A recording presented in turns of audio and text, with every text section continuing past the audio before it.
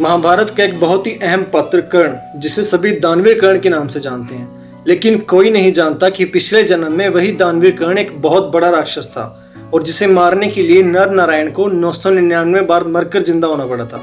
तो कहानी शुरू होती है त्रेता युग से, जहाँ के तंबोदर नाम के राक्षस ने 1000 वर्ष तक कठोर तप कर सूर्य देव की तपस्या करी और उन्हें प्रसन्न किया और सूर्य देव ने उनसे एक वर मांगने को कहा।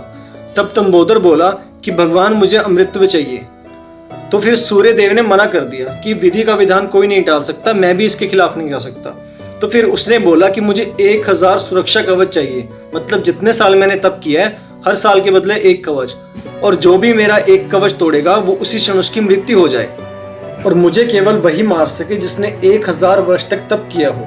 तब सूर्य देव को विवश होकर उसे वरदान देना पड़ा और तंबोदर बन गया 1000 सहस्त्र कवच, और उसके आतंक से वहां सभी परेशान हो गए, यहाँ तक कि देवता भी उससे तंग आ गए थे।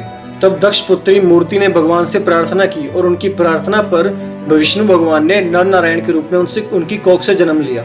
और फिर नर नारायण ने 1000 वर्ष सूर्य देव की तपस्या करी और फिर उसके बाद नर ने तंबोदर से युद्ध किया। युद्ध काफी दिन तक चला और तंबोदर ने सहस्त्रबाहु का एक कवच तोड़ दिया, लेकिन कवच को तोड़ते ही नर मृत्यु को प्राप्त हो गया। लेकिन नारायण ने अपने तपोबल और संजीवनी से उसे दोबारा जीवित कर दिया और फिर यही क्रम 1000 वर्षों तक चलता रहा। कभी नर मरता तो कभी नारायण मरता, और फिर इस तरह करके जब 999 कवच तोड़ दिए तब तंबोदर बहुत घबरा गया और जाकर सूर्य देव की शरण में चला गया। फिर नर नारायण उसे मारने वहां पहुंचे तो सूर्य देव ने उसे शरणागत देकर बचा लिया, लेकिन तब नर नारायण ने सूर्य देव को श्राप दिया कि इसे मारने के लिए हमने 999 बार जीवन और मृत्यु का खेल खेलना पड़ा है।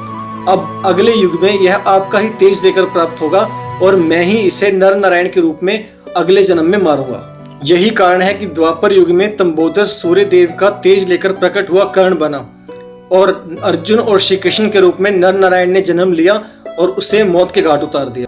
इसका अर्थ यह हुआ कि कर्ण की मृत्यु त्रेता युग में ही लिखी जा चुकी थी।